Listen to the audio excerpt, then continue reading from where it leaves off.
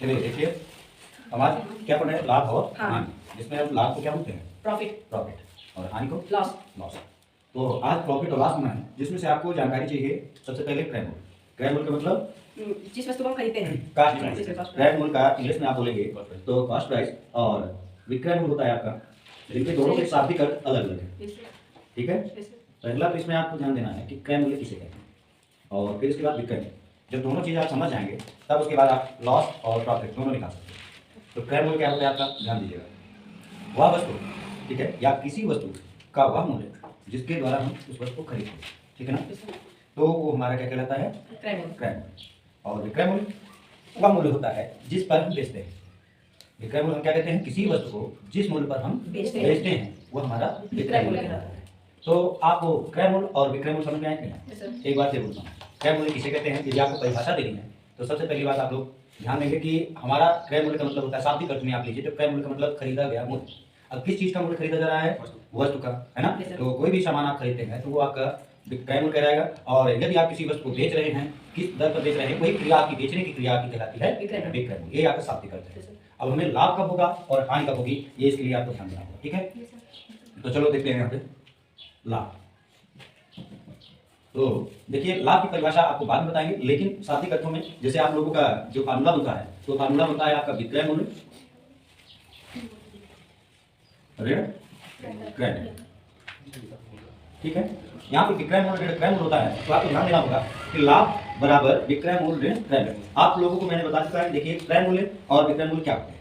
तो जब कभी भी बेचने वाला मूल्य अर्थात विक्रय मूल्य अधिक, बेचने वाला मूल्य विक्रय मूल्य जिसको कहते हैं, और क्रय मूल्य यानी कि आपका खरीदने वाला मूल्य, किसी वस्तु को आप कम दाम पे खरीदे और अधिक दाम पे बेचे, तो आपका क्या मिल रहा है, लाभ। तो आपको सीधे से परिभाषा बन जाती है लाभ की, कि किसी वस्तु को अधिक दाम पर बेचा जाए और कम दाम पे खरीदा जाए, या आप इसका जस्ट अपोजिट कीजिए कि किसी वस्तु को कम दाम में खरीद कर अधिक दाम पर बेचते हैं, फिर दोनों मूल्यों की तुलना करते हैं। तुलना करने पर यानी जो अंतर हम निकालते हैं बेचने वाले से, जब हम खरीदने वाले का अंतर करते हैं तो हमारा प्राप्त होता है लाभ यानी प्रॉफिट, ठीक है ना। इसी प्रकार आपका हानि का होता है, हानि। अब यहाँ पर हानि बराबर क्या होगा, क्रय मूल्य माइनस यानी ऋण विक्रय मूल्य। यहाँ पर इसका जस्ट उल्टा बोला जाएगा। जो आपने लाभ का देखा, लाभ का देखा क्या था, विक्रय मूल्य यानी कि बेचने वाले मूल्य से खरीदने वाले मूल्य को अंतर करने से। और हानि क्या होता है कि आपका खरीदने वाले मूल्य में, इसके खरीदने वाला मूल्य आपका अधिक होगा और बेचने वाला मूल्य कम होगा, तो आपका क्या कहलाएगा, हानि होगी। इसी वस्तु को जब आप कभी भी कम ज्यादा दाम में खरीद कर कम दाम में बेचते हैं तो आपका हानि होगी, ठीक है। तो इस तरह आप लोगों को लाभ और हानि, हम या अगर हम जब की जगह पे कर लीजिए, अगर विक्रय मूल्य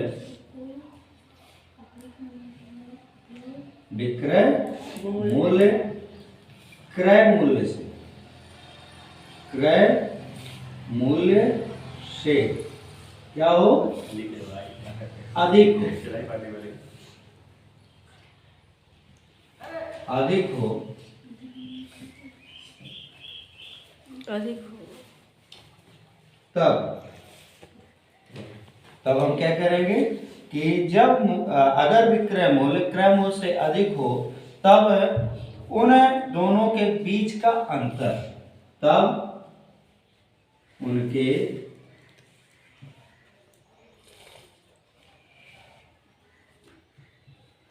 बीच का अंतर क्या होगा, लाभ। दोनों के बीच का अंतर लाभ होगा, बस। तो अगर विक्रय मूल्य यानी कि अगर विक्रय मूल्य क्या हो गया, क्रय मूल्य से अधिक हुआ, तब हमें उनके बीच का अंतर लाभ कहलाएगा। इसके पूर्वत मैंने आप लोगों को बताया था कि विक्रय मूल्य माइनस क्रय मूल्य, अर्थात आपका लाभ बराबर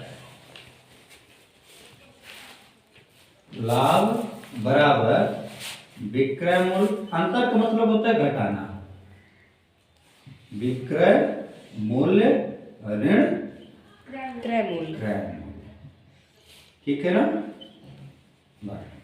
ये आपका हो गया लाभ की परिभाषा और ये जो सूत्र मैंने शुरू में लिखा था उसका लाभ बराबर विक्रय मूल्य ऋण क्रय मूल्य। याद रखेंगे सब लोग ना? ठीक। हानि में आइए, हानि में आते हैं। तो हानि बराबर इसमें आप लिखेंगे अगर विक्रय मूल्य क्रय मूल्य से क्या हो कम। मैंने आपको शुरू में ही बताया था शाब्दिक अर्थों में कि यदि यहाँ पे निर्णय कौन लेता है? विक्रय मूल्य के द्वारा निर्णय लिया जाता है। यदि विक्रय मूल्य अधिक हो गया तो लाभ और विक्रय मूल्य क्रय मूल्य से कम हो गया तो हानि। तो यहाँ पर यही परिभाषा इसका जस्ट उल्टा बनेगा।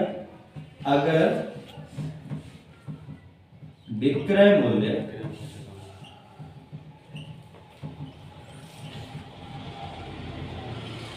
क्रय मूल्य से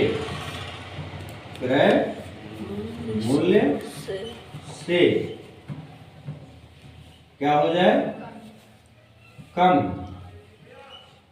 विक्रय मूल्य से कम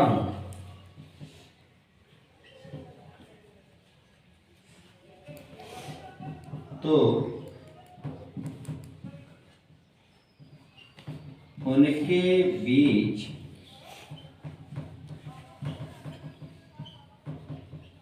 का अंतर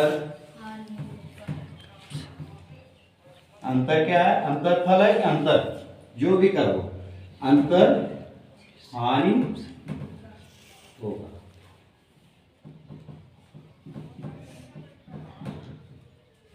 इसको आप लिख सकते हैं हानि बराबर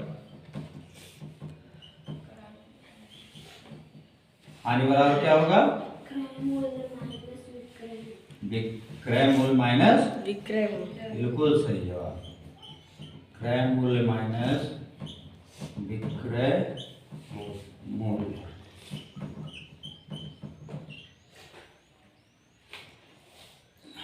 ठीक है। उदाहरण है लाभ में आप देख रहे हैं लाभ बराबर होता है विक्रय मूल्य ऋण क्रय मूल्य। तो यहाँ पे कह रहा है कि जब लाभ ज्ञात हो और साथ ही साथ आपको विक्रय मूल्य भी पता होना चाहिए, है ना? लाभ पता हो और विक्रय मूल्य पता हो। क्रय मूल्य हमें निकालना है, क्रय मूल्य हमें निकालना है। तो हमको क्रय मूल्य निकालने के लिए क्या करते हैं? आप ध्यान दीजिए कि ये क्रय मूल्य माइनस में है किसके साथ? विक्रय मूल्य के साथ। इस विक्रय मूल्य से आप क्रय मूल्य को क्या करेंगे? घटाते हैं तो लाभ प्राप्त होता है। अब हमको क्रय मूल्य निकालना है। इस क्रय मूल्य को आप बराबर की दूसरी तरफ पक्षांतर कर देंगे और इस लाभ को आप उधर ले जाइए। तो देखिए ये माइनस ऋण का है ना क्रय मूल्य, और इधर आप दूसरी तरफ ले आएंगे तो ये धन का क्रय मूल्य हो गया। लेकिन इधर धन आपका क्रय मूल्य के साथ जुड़ गया लाभ, तो ये धन में है लाभ, बराबर दूसरी तरफ विक्रय मूल्य की तरफ ले जाएंगे तो किसमें हो जाएगा? ऋण में हो जाएगा। तो ये किसके साथ अंतर होगा? विक्रय मूल्य माइनस लाभ, विक्रय मूल्य लाभ। ठीक है ना?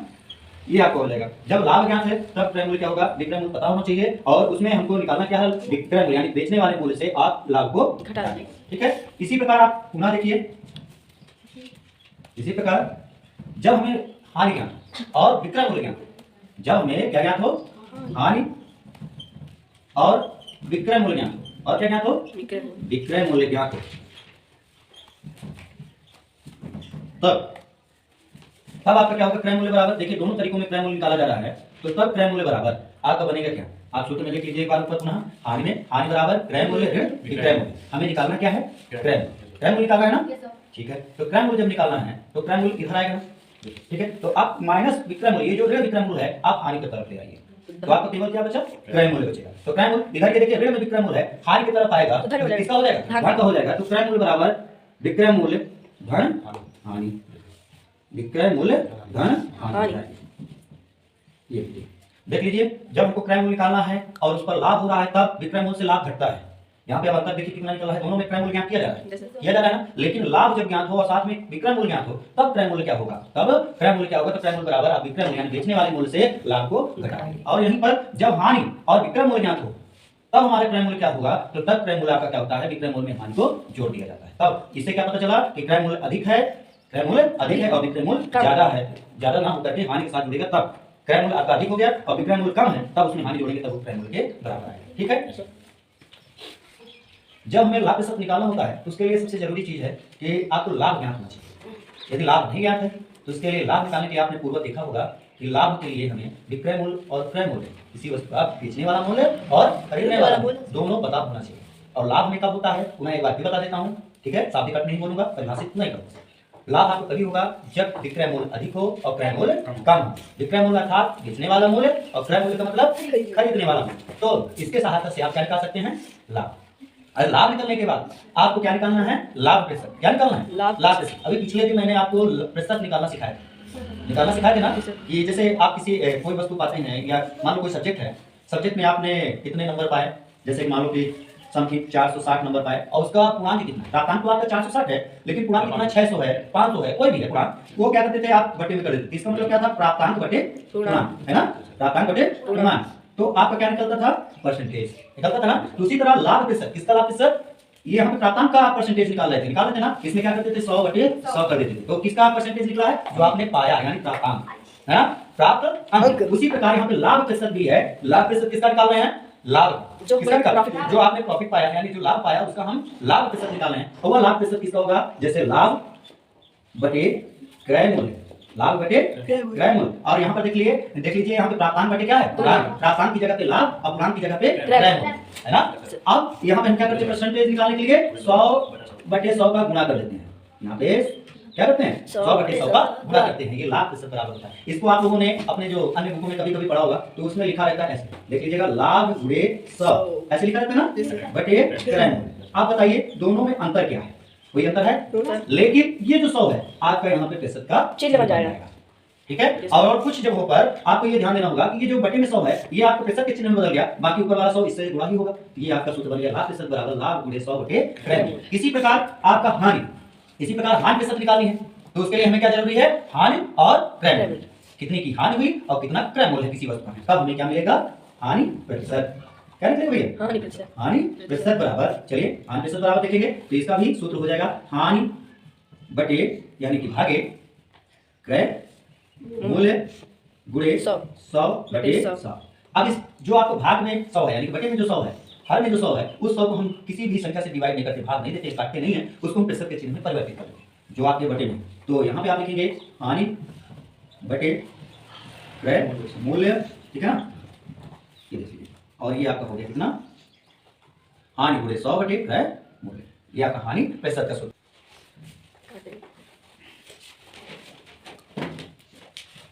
चलिए उदाहरण देता हूं, देखो उदाहरण में, उदाहरण देखिए, इसका हमने फार्मूला तो प्राप्त कर लिया लेकिन आप समझने के लिए कुछ उदाहरण है। उदाहरण में क्या है कि किसी हमको क्या करना है, लाभ और क्रय मूल्य आना चाहिए, इसके लिए लाभ। तो जैसे कि एक व्यक्ति किसी वस्तु को 120 रुपए में खरीदता है, कितने रुपए में, 120 रुपए में। याद रखना हम बोल क्या रहे हैं कि कोई व्यक्ति किसी वस्तु को कितने रुपए में खरीदा, 120 रुपए में खरीदा, तो वह 120 रुपया क्या कहलाएगा, खरीदना क्रय मूल्य कहलाएगा। तो हम यहाँ पे प्रश्न नहीं लिख रहे हैं, आपको हम बता के बोल रहे हैं कि यहाँ पर खरीदने वाला मूल्य क्या होता है, क्रय मूल्य। तो कोई व्यक्ति है वह किसी वस्तु को 120 रुपए में खरीदता है और 150 रुपए में बेचता है, 150 रुपए में क्या करता है, बेच देता है। तो जब 150 रुपए में बेचा तो हमें क्या मिलेगा, लाभ।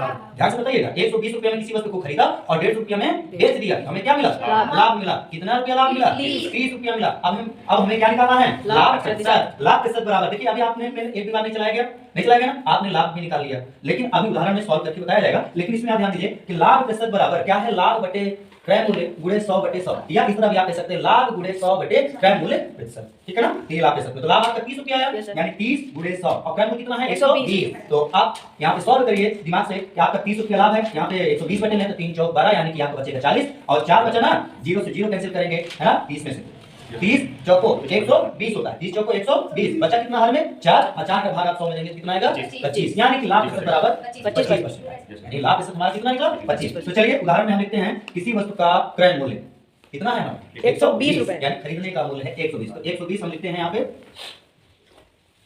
क्रय मूल्य बराबर 120 रुपया, और विक्रय मूल्य कितना है, अभी आपको मैंने बताया विक्रय मूल्य कितना है, 150 रुपए।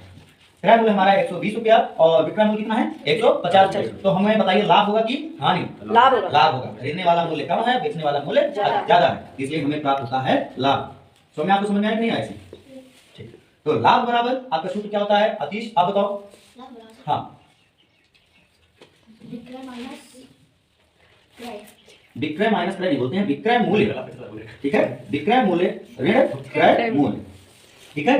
हाँ, मूल्य सही पूरी, क्योंकि आप वस्तु का मूल्य निकाल रहे हैं ना, इसलिए हमेशा जो है मूल्य को साथ में लेंगे। विक्रय मतलब केवल होता है खरीद बेचना, है ना, और विक्रय मूल्य कहोगे तो खरीदने का मूल्य या बेचने का मूल्य, ऐसे चलते हैं, ठीक है, यानी कि दाम आपको बताना। तो लाभ बराबर आपका क्या हुआ, विक्रय मूल्य ऋण क्रय, ठीक है। तो विक्रय आपने कितने का किया, यानी कितने का बेचा, 150 रुपए, यानी 150 रुपया। ऋण क्रय मूल्य कितना हुआ, 120 रुपया। आप घटाएंगे तो लाभ बराबर कितना निकला हमारा, 30 रुपए। लाभ बराबर 30 रुपया। लाभ निकाल लिए थे पहले, अब हमको क्या निकालना है, लाभ प्रतिशत। किसी वस्तु का जब लाभ प्रतिशत निकालना है तो देखिए, लाभ प्रतिशत बराबर आपका सूत्र है लाभ गुणे 100 बटे क्रय मूल्य, है ना। तो लाभ कितने रुपए का है, 30 रुपए का, गुणे 100 और बटे क्रय मूल्य। क्रय मूल्य कितना है हमारा, 120। देखिए 0 से 0 कैंसिल कर दो, चाहे इधर से आप कैंसिल करिए, चाहे इधर से 100 कर, है ना। अब क्या बचा, 3 और हर में कितना बचा, 12। तो 3 से 12 कट जाएगा ना, तो कर दीजिए इसको, 3 चौक 12 और 3 एकम 3। अभी 4 बचा, 4 को 4 एकम 4 एक बार गया, और 4 का भाग आप 100 में दे देंगे, 25। कितना बचेगा, 25। अब देखिए अंश में जो बचा उसको लिख लो, यहाँ पे 1 बचा था, गुणे यहाँ पे कितना बचा, 25 और बटे 1। चलिए सबको गुणा भाग कर देते हैं, तो 25 से कम 25 और 1 का भाग 25 में देंगे, कितना है, 25% प्रतिशत, ठीक है ना। ये आपका लाभ प्रतिशत निकला है, अर्थात लाभ प्रतिशत बराबर 25%।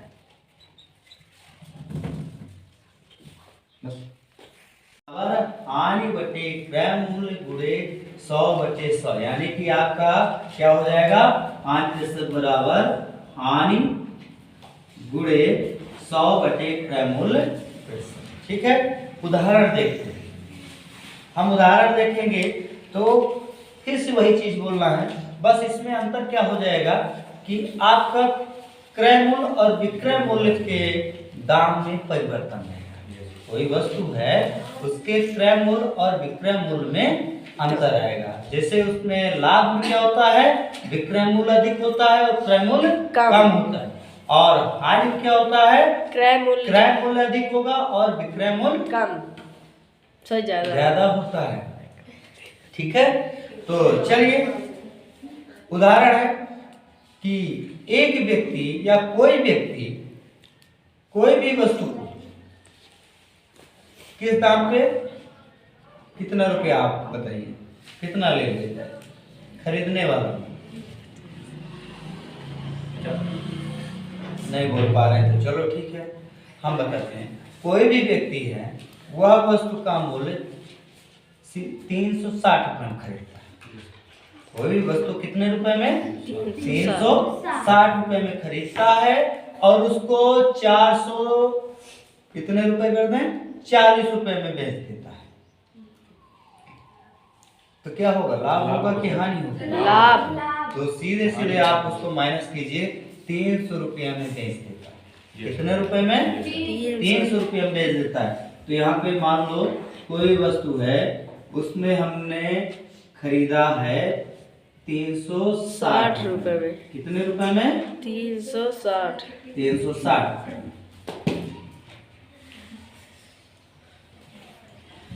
और उसको बेचते हैं तो बेचने पर कितना रुपया आता है, 300 रुपए। मान लो कि 300 रुपये में उसने बेचा, तो देखिए यहाँ पे खरीदने वाला मूल्य ज्यादा हुआ और बेचने वाला मूल्य कम हुआ। तो हम क्या करते हैं, हानि होगी कि लाभ होगा, हानि होगी। यहाँ पर लिखिए हानि बराबर सूत्र क्या बनेगा आपका, क्रय मूल्य माइनस विक्रय मूल्य, ऋण विक्रय मूल्य। चलिए क्रय मूल्य है हमारा 360 रुपया और विक्रय मूल्य है 300। तो घटाने पर हमारी हानि कितनी निकली, 60 रुपया।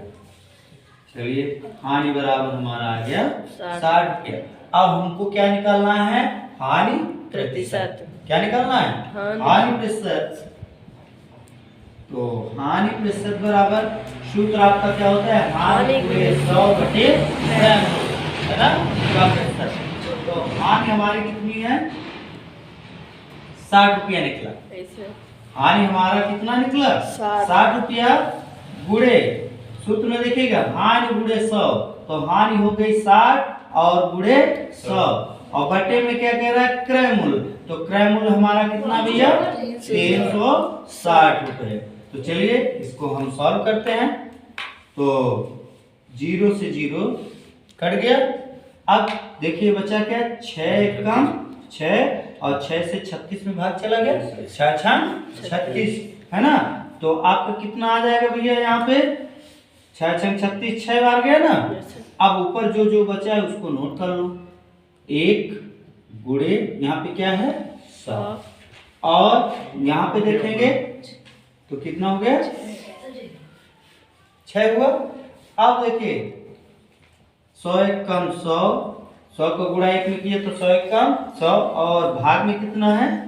6, तो बटे 6, तो 6 का भाग आप 100 में देंगे तो कितना आएगा? चलिए भाग कर लेते हैं। यदि आप लोगों को भाग नहीं आता तो देखिए दोनों संख्याएं अभी 2 से, यदि 6 का पहाड़ा 100 में न कर पाए तो अभी 2 का भाग 6 में दे सकते हैं और 2 का भाग 100 में भी दे सकते हैं, लेकिन हम 6 से भाग दे सकते हैं, है ना? सब लोग दे सकते हो कि नहीं? तो 6 कम 6, चलिए 6 का भाग आप 100 में दीजिए तो कितनी बार जाता है वो देखते हैं। तो 6 कम 6 10 है ना, यहाँ पे 2 अंक ही गया, तो 6 कम 6 10 में से 6 गए, बचे 4 बचा। अब 1 0 बचा है तो 4 के बदले में 1 0 आप कैरी कर लेंगे तो कितना हो जाएगा? निकाल लेंगे तो 40 हुआ। तो 6 6 36 6 7 42 ज्यादा हो गया ना। तो हम क्या करते हैं? एक बार कम ले जाते हैं तो 6 6 36, फिर इसके बाद कितना बचा? 4 बचा। 4 बचा है तो पॉइंट में जाएगा, किस में जाएगा? पॉइंट में, यानी दशमलव में ले जाएंगे तो दशमलव लीजिए और अधिकतम 2 अंकों या 3 अंकों तक ले जा सकती है। तो देखिएगा यहाँ पर 6 6 36 बचा, 4 दशमलव लगाया, जो आपका 4 बचा था उस 4 के बगल में आप दशमलव लगाने के बाद फिर 1 0 ले लेंगे तो फिर 40 हो गया। फिर 6 का भाग 40 में देंगे तो फिर 6 6 36, फिर 40 में 36 घटाएंगे तो फिर बचेगा 4, पॉइंट लगा है तो फिर 40 हो जाएगा 0 लेने के बाद। इस तरह क्रम से आपका हर बार 6 6 36 6 6 6 बार बार आता जाएगा। कितना आता जाएगा? 6, हर बार 6 6 आता जाएगा ना। तो आप यहाँ पर अधिकतम कितनी बार? 16.666 इस तरीके तो बारंबारता बनता जा रहा है ना।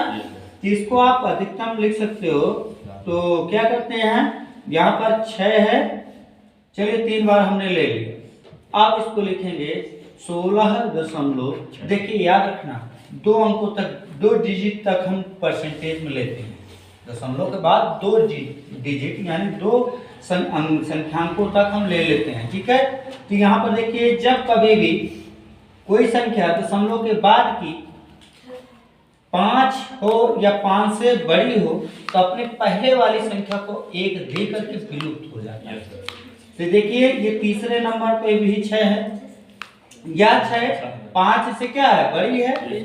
5 हो या 5 से बड़ी हो, लेकिन यहाँ पे ये 5 से बड़ी है, या अपने आगे वाली संख्या को 1 दे देगा और खुद को विलुप्त कर देगा। तो 1 यहाँ पर जाएगा तो 1 इसमें जुड़ जाएगा, तो कितना हो जाएगा आपका? 6 और 1 7, अर्थात ये 16.67% और आंसर आपका हो जाएगा, ठीक।